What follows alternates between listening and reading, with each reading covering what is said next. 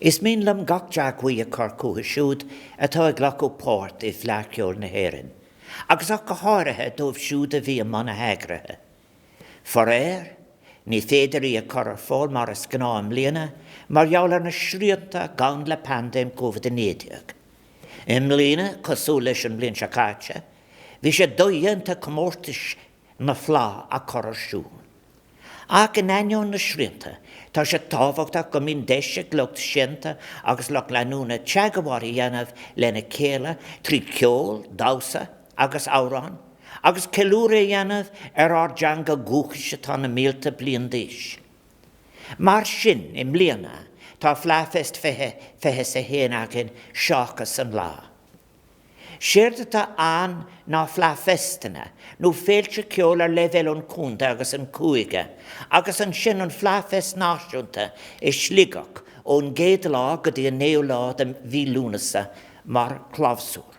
Cuinn sé áthas arm go bhfuil gachhuiid an clár leis srothú séir in éisce, agus go bhfuil cruimhach a cóltas ar lear ag óstáil ó cáiti fleafest freisin.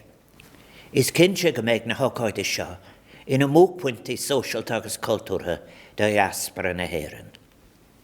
Tá 7 bliain den fleaceol á ceiliúra agan im líana.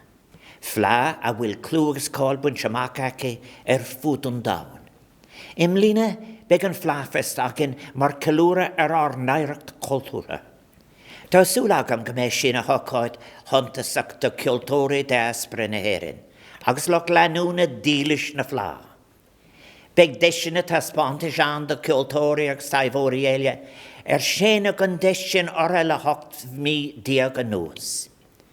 Gan léirithe beo bhí siad scartha óna timpeallach nádúrtha, agus cailmuid ón inspráid a thagann siad dún go léir.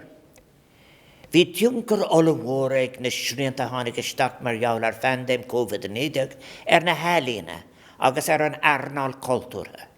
Mar sin féin, tugadh mis aghaidh go dóchasach ar a bhfuil roin, agus réim sin is soci a méid ag oscailt arís. Ben méid an deise hapú agus sulta bhaint as an taobh sóisialta agus cultúra den ar saoil, agus meas agus buchas a bheith agan ar an néis sin den saoil mar ba cóir. An seo in éireann tá éireacht heibhir eilíonna agan.